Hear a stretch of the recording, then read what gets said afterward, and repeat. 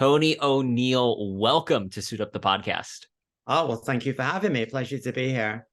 Would you mind sharing with the audience just a brief biographical sketch? Okay, sure. My name is Tony O'Neill. I'm the author of several books, including Digging the Vein, Down and Out and Murder Mile, Sick City, Black Neon. I'm an ex-musician. I played with people like Mark Almond of Soft Cell, the Brian Jonestown Massacre, Kinnicky, which will only mean to something of English people of a certain age, probably, but take my word for it. We were a big deal for 2 seconds in the 90s.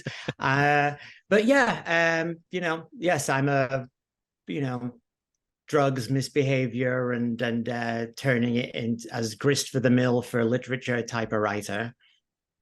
Hey, that you got to feed it somehow. You got to have something to write down. I actually had one of my first questions here was to ask about the relationship between music and writing. Since you have a career in both, I'm just curious if you've seen any interplay between those two artistic disciplines for yourself. Oh, for sure. I mean, I'd say the big thing, which is, maybe not like a massive thing, but, I think a lot of people, when they start writing, they don't realize that a big part of the promoting, even if you're signed to a major publisher, a big part of promoting your work is getting out there and kind of glad handing people and reading your own work in public, and when I got to that level where I had a book out, I found it quite easy. And I think a lot of it was just the experience of being thrown out on stage when I was 18. Luckily enough, being in front of a room full of people doesn't intimidate me. But, I've seen writers that I love who's on the written page, they're amazing, and I've seen them read and they're just terrified and they just can't put it across. And I feel like, being able to like read your own work in public and really put it across it's a big skill and something that I guess I took for granted a little bit. So there's that for sure. There's a performance aspect to writing that I think a lot of people get into writing don't think about. For me, I kind of stumbled into writing accidentally through the back door via music. I'd never thought I was going to be a writer. So, that part was more natural. But yeah, there's that. I mean, I'm not a trained writer, I never went to school to learn about writing. I learned to write by reading books that I liked. And I think I tend to think in musical terms when I write, I've got a lot of favorite writers, but I do think when I'm writing a book, if I'm thinking about how I want to put a scene across, it's more normal for me to think about, Lou Reed Berlin or a certain era of Tom Waits or a Ramones song versus, this writer or that writer. So I don't know if that makes me unique or just like, a bit unread, but that's just the way I think about things. And even though I don't play music anymore, I'm a big music lover. I'm obsessed by music. So I think of things in musical terms for sure. Well, I always find it interesting when you have multiple different artistic disciplines. When I'm sure you've heard Hemingway talks about Cézanne, his art influencing the way that he then wanted to render words. And I think that there's definitely something where if you have a brain that works with musical terms, that's how it's going to evolve onto the page. And I had a question I want to follow up on because I watched, so prep for doing an interview like this, I try to like find out what interviews have you done in the past, all the stuff that I can find online. I found some Harper Perennial videos on YouTube of you promoting your books. Yes, I remember doing those. Yeah. Absolutely. I can 100% see why they had you do it because you have a fantastic presence for the videos.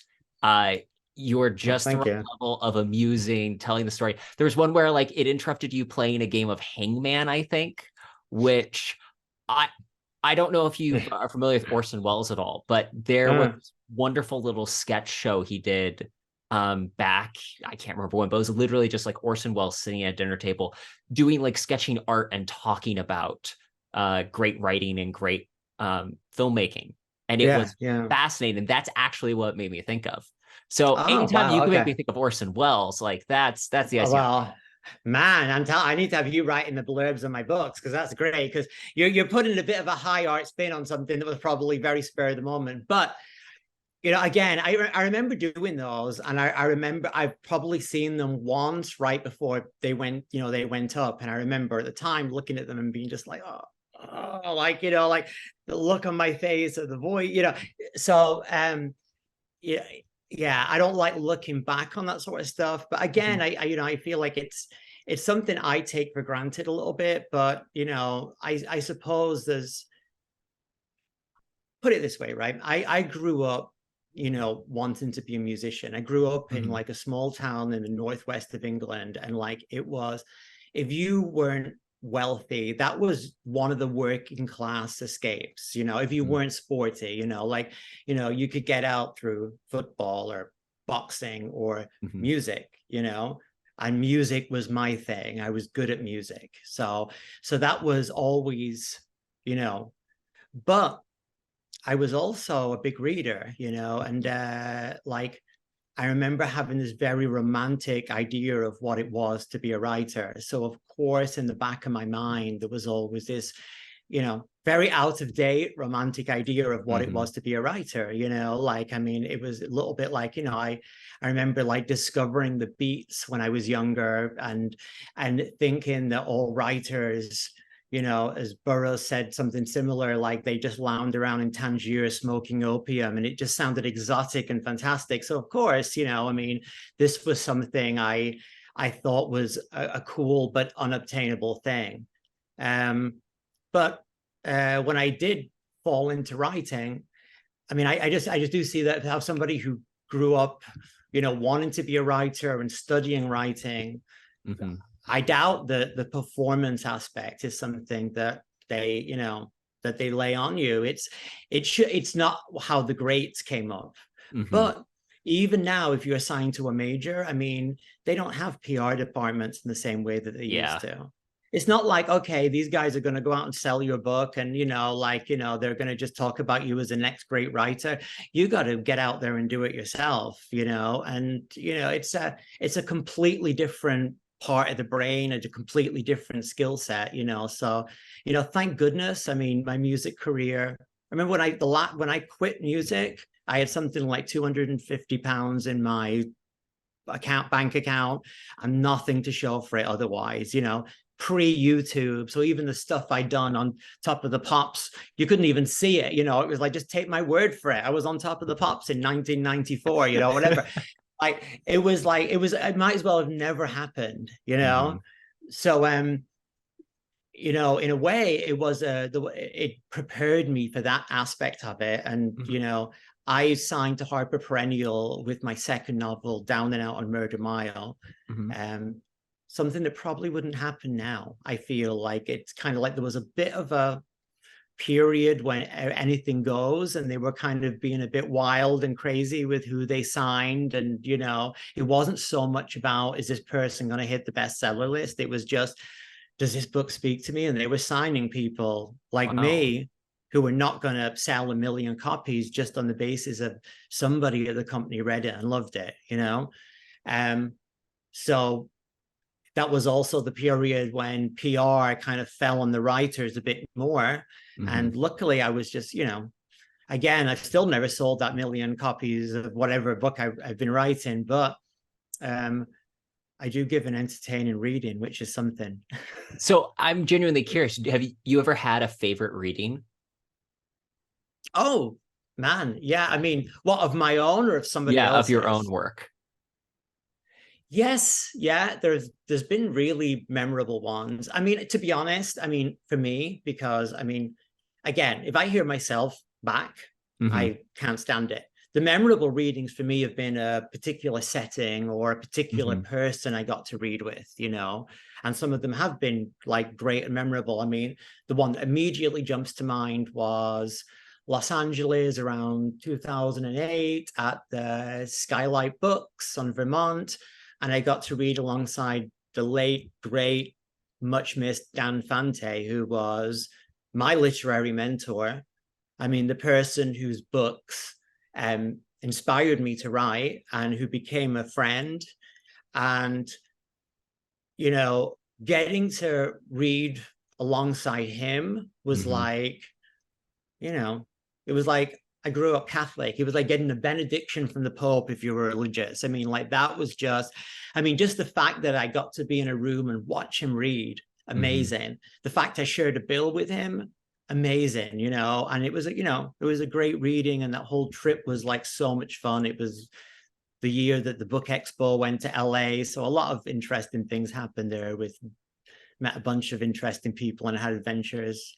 But let's just say that reading was fantastic. And like, he's still one of the best readers I've ever seen of putting their stuff over live. I mean, like, just so soulful, you know? I mean, when he died, it was like a proper kick in the guts for me, you know? And you know, I submitted my first short story to the first place I ever submitted it to, just because I found it, because he'd sent a short story there. You know what I mean? Like, it's like, honestly, no, Dan, there's two people in my life, I'd say if you took them out, there'd been, my career wouldn't have happened. One's Dan Fante as another writer. The other is my wife, because she got me to a place where I was in a mental state to write, you know, like, so like there's, you know, they're the two big ones. But as far as other writers go, Dan is like God to me. So just getting to read with him was, you know, still I get shivers.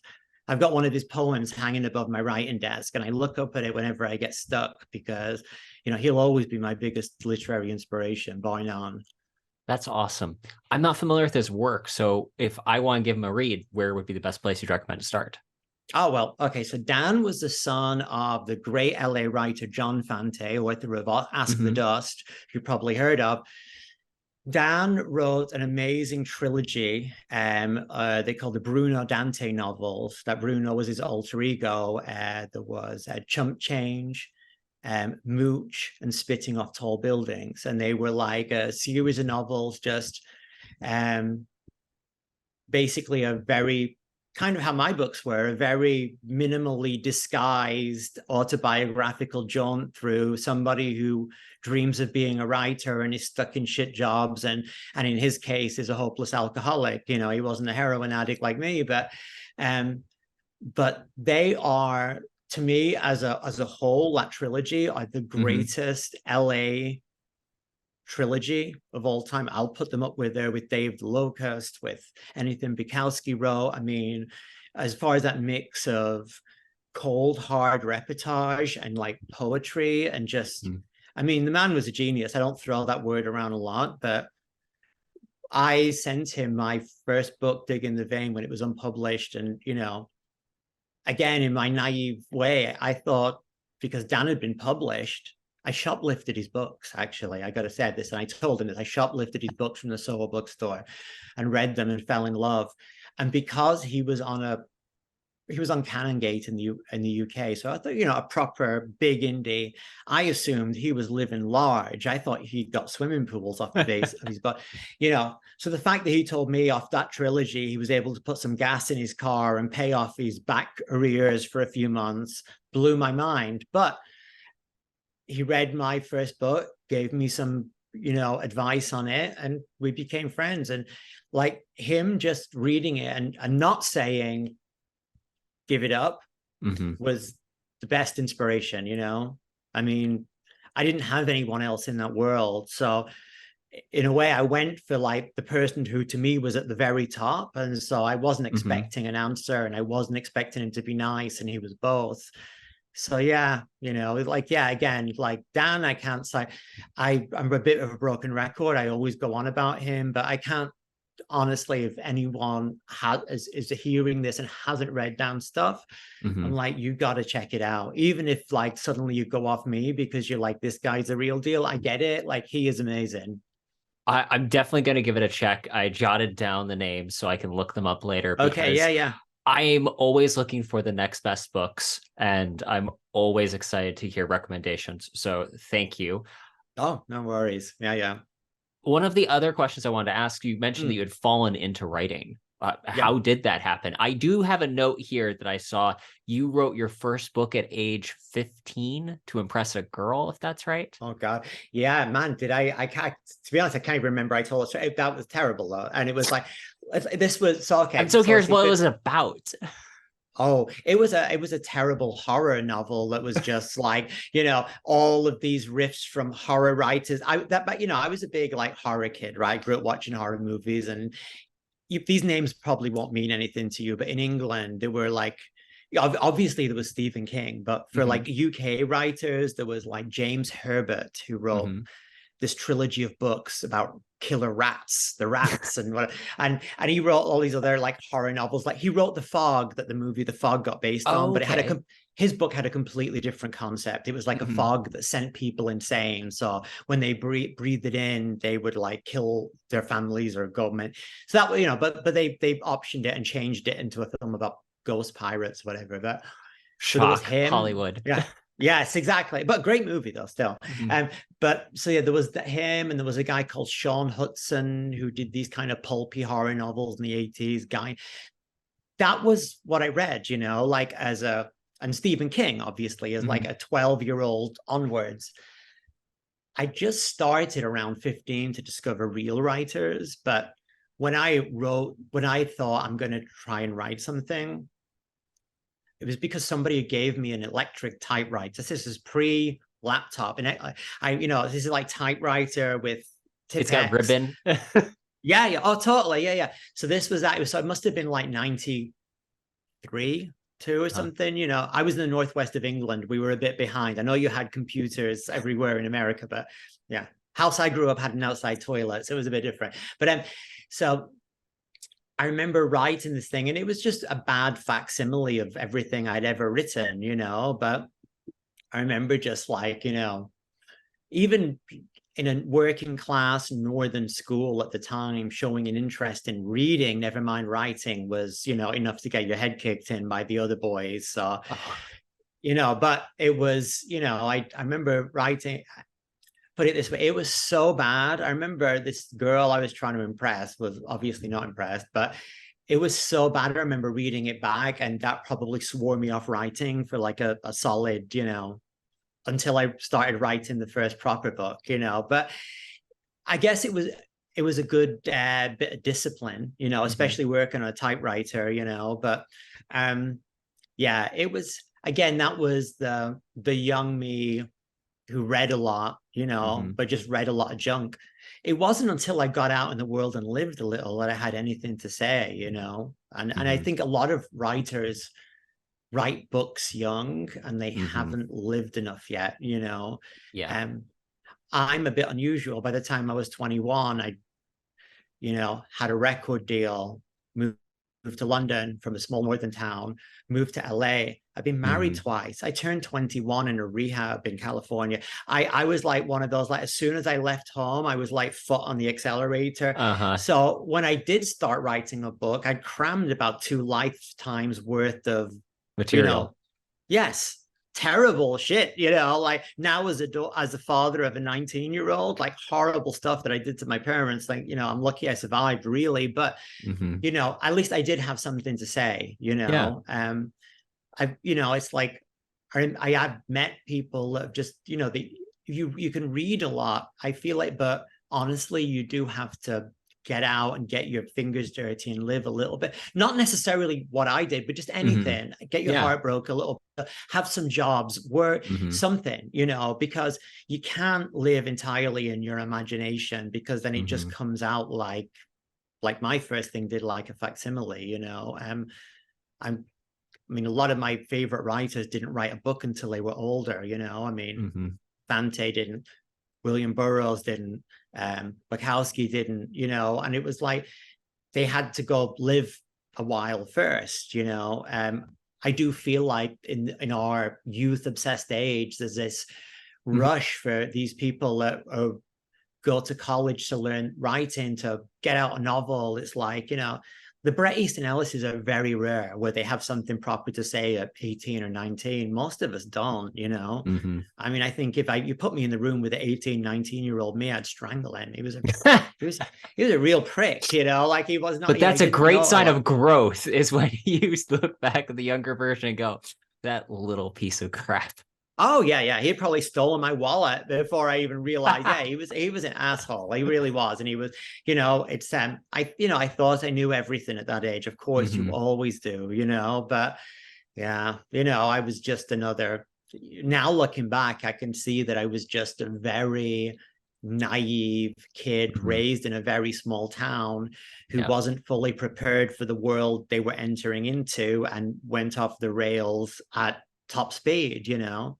You know, lucky for me, I was able to use that as fuel for something creative. But, you know, Mm-hmm.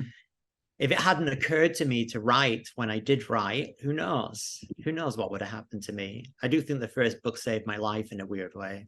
So I want to dig into how did the first book come about, and then also just as a comment, I think it was Hemingway said, "We're all bitched from the start. The point is to use the hurt, don't cheat it."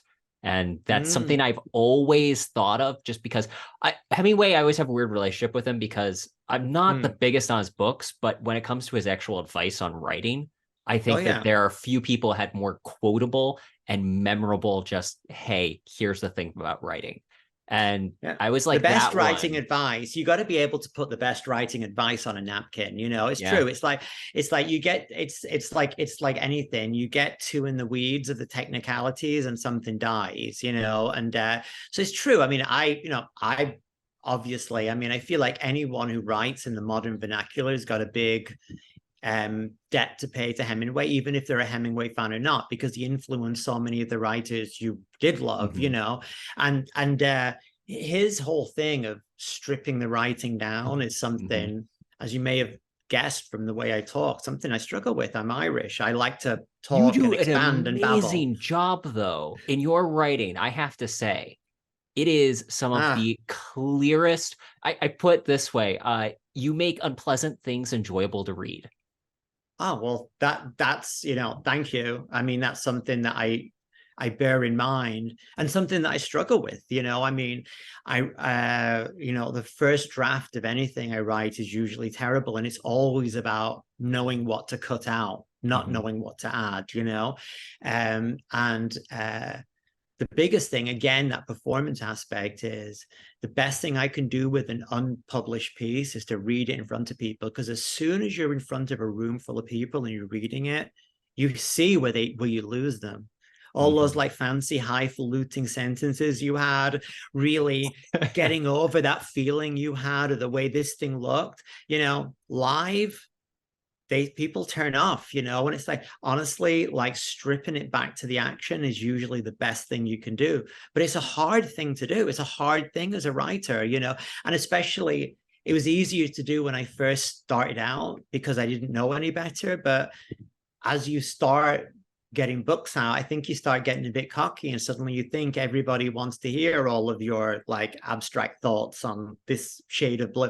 And they don't, they really don't, you know? And so, you know, it's just, put it this way, it's the same with me. I grew up, I love, you know, I grew up loving punk music and, Mm-hmm. you know, and it's like James Cham said, you know, in Contort Yourself, you got to throw out all the garbage that's in your brain. And it's true. It's like, you got to like, you start off being an amateur and you make Mm-hmm. a sound that just has this kind of raw energy to it. It's great.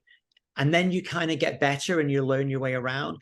The trick is to know all of that and then disregard it and Mm-hmm. get back to where you were at the beginning, you know? And that's why I'm a big, you know, I grew up playing the piano. So I grew up loving jazz. And I love people like Mm-hmm. Cecil Taylor or Ornette Coleman that if you're not a musician, it just sounds like somebody bashing the keys with their hands or blowing madly into this instrument. It's atonal.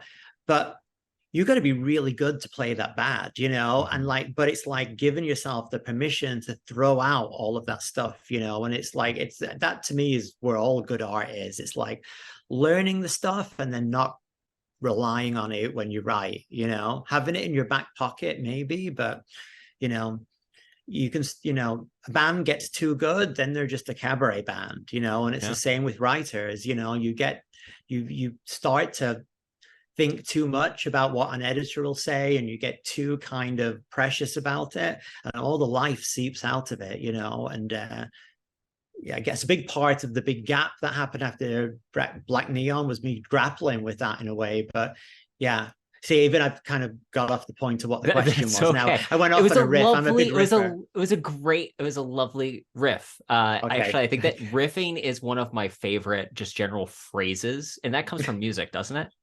It does. Yeah. Yeah, right. I love the concept because like I come up with a general outline of these questions.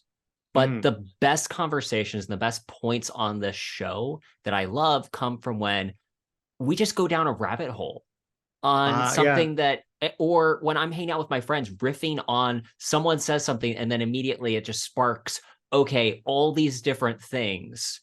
That's what I think makes for some of the best conversation, art, and joy in life. Oh, I'd agree with you. I'd agree. I mean, like, that's the thing, again, I do feel like, I'm Irish. I feel there's a bit of a storytelling tradition in the Irish, or as my wife might say, you talk too much. But yeah, it's basically, as long as I'm not boring you, we're okay. But yeah, where I was going with it, I'm not sure, but how did we start on, just to roll back a little bit, how did we get to your first book? Oh, okay. So thank you. So I obviously been, a musician. I came back to London from Los Angeles. I went out to LA in the late 90s, quit the bands I was in there. I met a girl. I married her in a rush, in a 3-day rush of doing crystal meth for the first time, not sleeping, winding up in Vegas, all of that. You know how it is. You go to LA for the first time. Yeah. So I wound up out there, and I had a band out there that almost made it a few times. And I played with the Brian Jonestown Massacre for a little bit, came back to England. When I came back to England, I had a horrendous heroin addiction, basically. I mean, like, the wheels had come off big time. My career had faltered.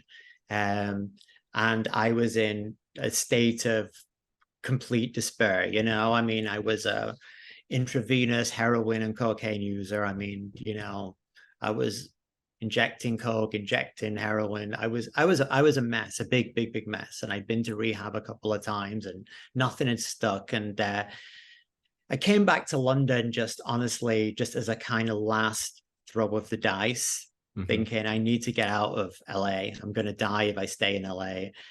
And I kind of got on a methadone program and kind of stabilized a little bit, started getting back into music. And it was the last kind of thing I did in music was I played with a singer called Kelly Alley, who was in a band called the Snooker Pimps. And we did a couple of albums on One Little Indian, Surface Solo stuff. And I was doing a tour. We were the support act for Garbage. So this was like 2001.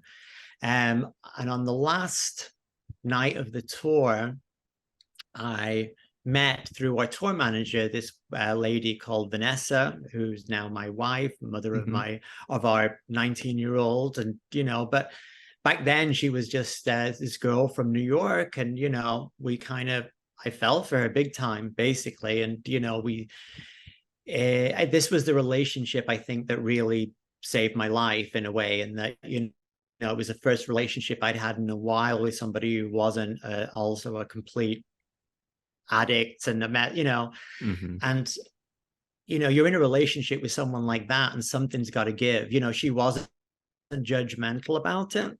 She knew I was very open about the fact I was a heroin addict and I was on methadone, and she never told me to stop, but she wasn't. And I remember just the more time I spent with her, just thinking, she seems a lot happier than I am. And it was like this kind of slow coming around to the fact that maybe I don't want to live this life anymore, So the deciding moment was when Vanessa found out we were going to have a baby, and it's like, okay, crunch time. What are we going to do? You know, and very fairly, after never giving me ultimatums, it was, you know, you can't still be strung out and be a father. Are we going to keep the child and make a go of this? You know. Mm-hmm. And I knew immediately, it was that thing. First, I was like, what do I do? It's very scary to kind of, because that was my whole identity in my life for years, you know. But there's that whole thing of like, you know, if you don't know what to do, you think, I'll flip a coin.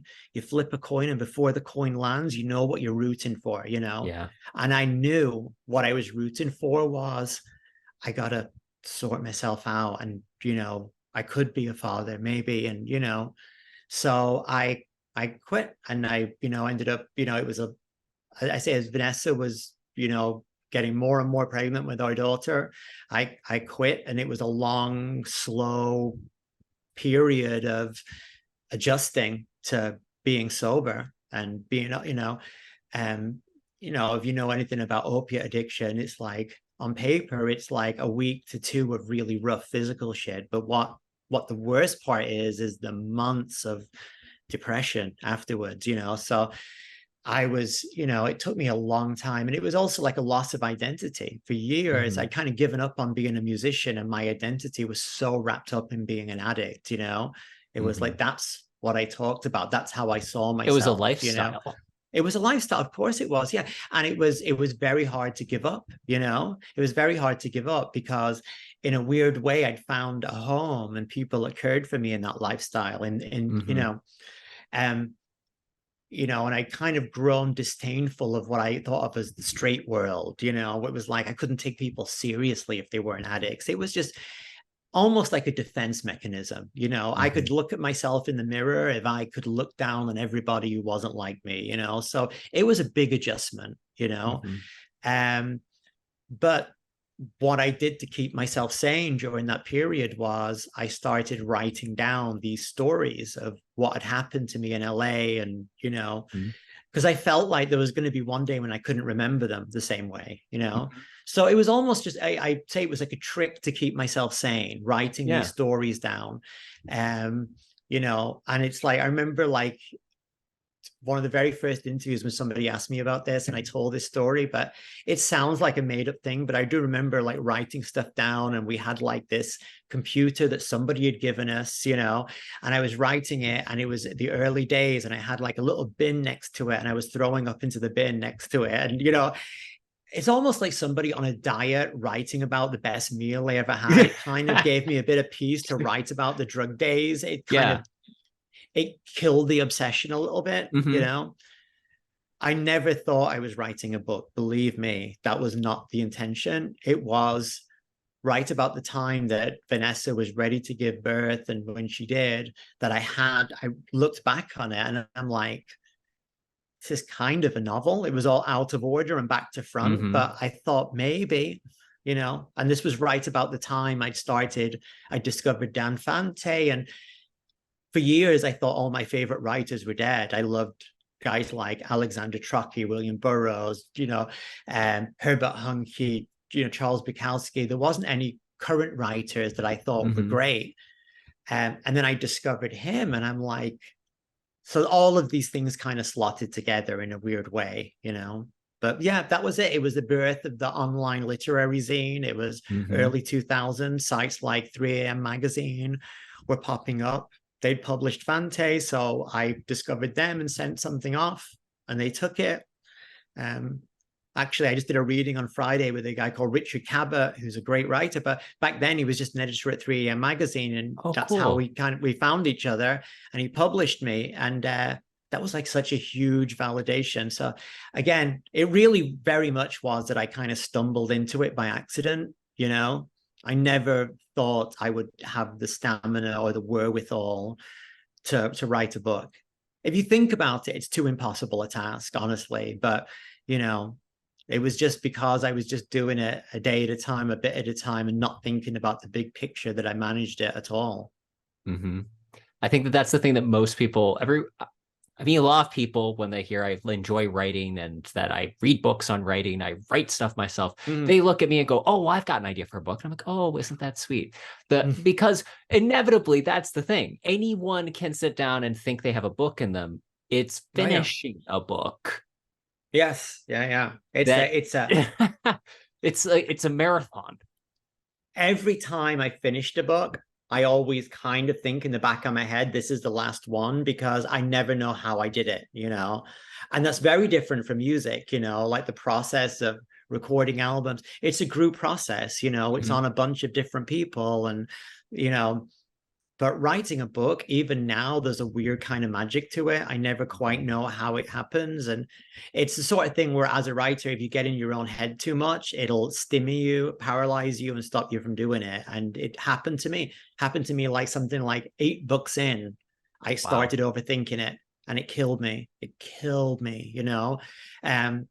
So like finding my way back to that kind of like they say in the Zen thing, beginner's mind, I mean, what a gift, not knowing that anybody's going to read it or anybody's going to care about it, That's the best way to be. That's the best. It's the only way to be, really, because you'll talk yourself out of it.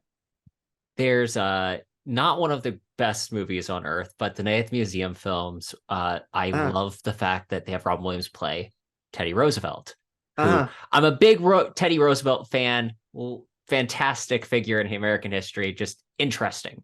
One of the most interesting men in the world. Well, there's a comment that one of the guys makes. I think it's Ben Stiller's character. He's like, I don't know what I'm going to do tomorrow. And Teddy Roosevelt, as Robin Williams, turns to him and says, "How exciting." Yeah.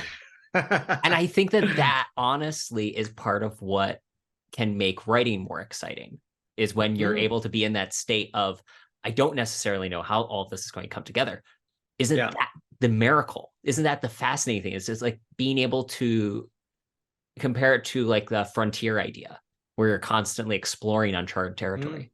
Oh yeah, definitely. I feel like,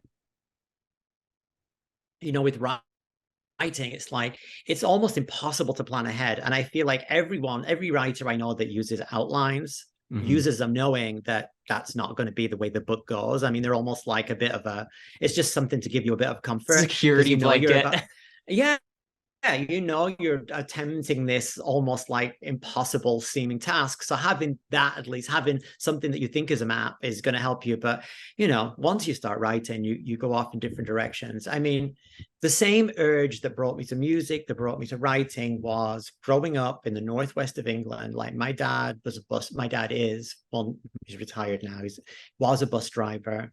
My mom was a home help. That was like, she kind of like, she left school at 14, left Ireland, and was the breadwinner in the family, had to come to England, worked as basically a domestic help. When I grew up, she was a home help. She'd go to old people's homes and do their shopping and clean their houses for them, love them to pieces. But I remember growing up, and just the thought of that kind of like life of knowing where you were going to be day after day, year after year, was terrifying to me, and I remember just feeling like all I want, it was never about wanting to be successful or be rich. It was just like, I just want to like feel excited, and I felt like that was something my parents didn't, they didn't feel excited growing up, and it's a good job I didn't fantasize about money, maybe in the music industry, but not in the writing industry. It's like it's very rare you get like a independently, unless they're already wealthy writer, but just the fact that as bad as it got at times, the fact that my life went in an interesting left turn, and I can look back on it and say it was definitely unpredictable, that makes me happy. I think you were ahead of the curve at the end of when I opened up Down Out Murder Mile. The end of the book, you have a soundtrack, a suggested playlist, which I thought was really cool, because now we're starting to see that come up with Spotify, where authors are creating these curated playlists to go along with their books. Yeah, you're cutting out a little bit, so hopefully you hear me. But that was Perennial were great in that they gave me all this kind of leeway to do little extra things, you know. And there's so many things I wanted to do that just the technology didn't exist, you know. I mean, I don't even think I had Spotify. I mean, sure, it was around, but it wasn't like the ubiquitous thing, you know. So things I picked were like, you know, there's a couple of things on there that still aren't there. It was like stuff from my record and CD collection. But now I'm like, you know, man, you could put a QR code in a book and put it straight to the playlist and all this sort of stuff, you know. But back then it wasn't like that. I've kind of started catching up on that sort of stuff, and I made an approximation to playlist Spotify and put it on my Instagram, you know. I switched to Instagram from Twitter just because I never kind of loved Twitter, and I was like, you know, so I'm just going to make the switch now, you know. And so I'm kind of building my social media presence up on Instagram a little bit and working on a new book. So I figured by the time I get the new book, hopefully all those people that used to follow me will have found me again, you know. But yeah, for sure. I mean, again, it's just from being a writer, I think musically, and there's like lots of parts of the books, I think there's always a soundtrack to books in my head, you know, and I listen to music while I write, and it definitely influences how the words come out. Mm-hmm. Tell me about what your upcoming projects are, if whatever you can tell us so far, and then what does your writing routine look like? Okay, well, right now, because after my book Blank Neon, there was a bit of a gap. I had some like real life stuff I was going through, and it just kind of like impacted my ability to write a little bit. But I'm back to it, and now I'm writing a book that's kind of based upon my experiences in the music industry with all of the different bands, from Mark Almond, Kenickie, you know, Brian Jonestown, Kelly, and but that as well, but also like how music and songs impacted me growing up. So it's basically I think of it as the third book in the trilogy of Digging the Vein, Down and Out, and Murder Mile. It's the other, you know, autobiographical novel. But this one, whereas one was about LA, one was more about London, this one's about music, you know, and it's kind of like, you know, everything. There's stories there from when I was a teenager in the northwest of England playing with bands with friends, to when I did Top of the Pops with Kenickie, to playing the Royal Albert Hall with Mark, and all these other things. And you know, it's not a music memoir. It's more about what was going on in my life at the time, but just how, you know, looking back at my life from a musical lens, I guess. My books, you know, again, I'm not, you know, I was never a bestseller here, but the biggest audience for me was France. In France, all of my stuff got translated with this great publisher called 13e Note, who got like a really great translator in to do it, and they did beautiful editions. I mean, the first time I went out, they flew me out first class. This is so weird. I didn't know better at the time, but they flew me and Vanessa and Nico when she was a kid out first class to do readings in Paris. You know what I mean? Like, and it was like they just threw money at it, and they really. And it was a fantastic experience. And they were the French translators of Dan Fante, of Jerry Stahl, of you know, so many incredible writers who were big influences on me, you know, like so many. So they went under after a while, but I got contacted by a French publisher, a guy who grew up reading the 13e Note editions and wants to put my old stuff back into print in France, and was like, do you have anything new? And it was right about the time I was kind of getting back into it. So I was like, yes, I've got this thing. So they want to lead off the republication with that. So I kind of was writing it for the French, but I feel like, you know, hopefully it'll find an audience here, you know. But so that's the thing I'm working on. I'm hoping to have finished by early next year. But just getting out again, and, you know, I was meeting the people that used to work with me at HarperCollins, and my old, you know, some people are now in the agent business and stuff like that. So I've kind of just been kind of saying, hey, I'm still alive. I didn't, you know, wasn't found dead in like some like sleazy motel room. I'm still going. And there was actually an interest. People were like, oh, you know, and it was like, it was good because I think I'd kind of thought to myself, people have forgotten. Honestly, I felt like that. It's like I'm very, I was very like, people aren't going to care, but turns out people did, and people were interested in what I was working on. So yeah, that's the next thing. I've got that, and then my rough idea for the book following that in my head. But I'm just happy to be writing every day. I write in the early part of the day. When I don't need to leave the house to make money, I'm a start at 8, work through to 3 type of person. When I do, I make sure any paid work gets done by noon, and I'm back and I can start writing by noon. And, I like to write in long bursts. I quit drinking like 2.5 years ago. So doing reading sober was an experience. Oh, thank you. I mean, honestly, it's like, I don't cure a disease or anything. I just stopped drinking vodka every day. So it's not too impressive, but I will say it definitely changed how the experience of doing readings was, which I never used to do sober, or even writing was, which was like, I'd start drinking a cocktail when I was writing, and, I stopped writing when I drunk enough that I wasn't making sense anymore. I'm so much better when I'm not fucked up, and that's been a long, slow lesson. Even getting clean for decades, it's a long time for me to give up the bottle, because I just felt like, you're a writer. That's, it's like, it's so tied in with the mythology, and just like finally fucking give it up and being like, I want to just be clear-headed was a big deal for me, so.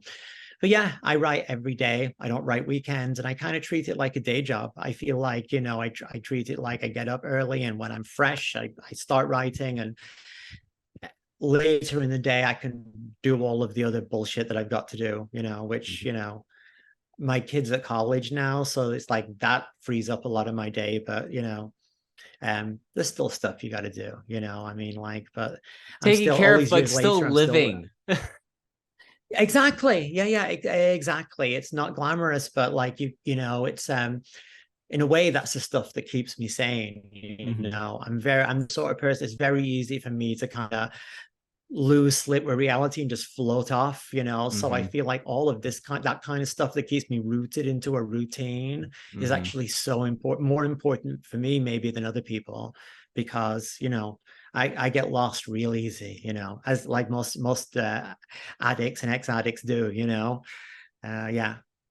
So yeah, but that's it. I'm a Monday through Friday, treat it like a day job, get down on my desk early, work through it, and and then if I've got at least a few good pages that I feel good with, then I can give the rest of the day my attention and not feel guilty, Then I can do the dishes or clean the floors. It doesn't matter, like at least I feel like I gave my bit back to the muse, like I'm very lucky I get to do this for a living. I'm very lucky that somebody published me. I'm very lucky that even if I'd written the best book in the world, the fact that the right person read it at the right time and it got into print and enough people, I never stop thinking how lucky I am. So, I always got to give back a little bit every day to the muse. And once I've done that and I make my peace with it, then I can do the other stuff, and not feel guilty. That is an awesome way of maintaining creative discipline, because honestly, that's the part I always struggle with is I'll go through bursts of doing it consistently and then falling off the wagon. My buddy jokes, because I'm really into physical fitness, if I treated writing like I treat the gym, I would have written at least 2 more books by now. But that's the thing I'm working on. It is like working out in a bit, I suppose. Says somebody who's never worked out in their life. But from what I read about people who work out, the more you do it, the easier it gets, And like when I first started getting back into writing, a page of something decent was like pulling teeth, Yeah.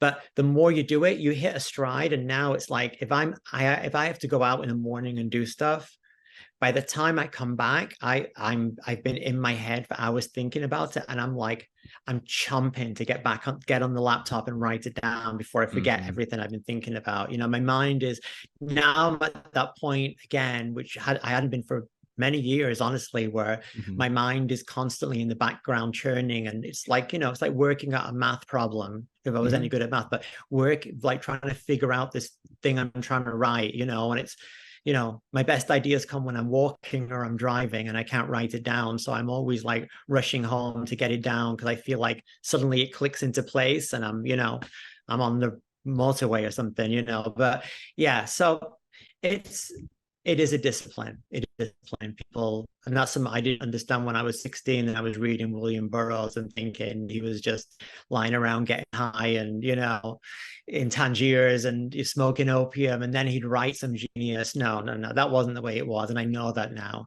It's just a fucking boring discipline that you got to put in. And once you do it long enough, you hit a stride, and that's when the good stuff starts happening. But it's hard.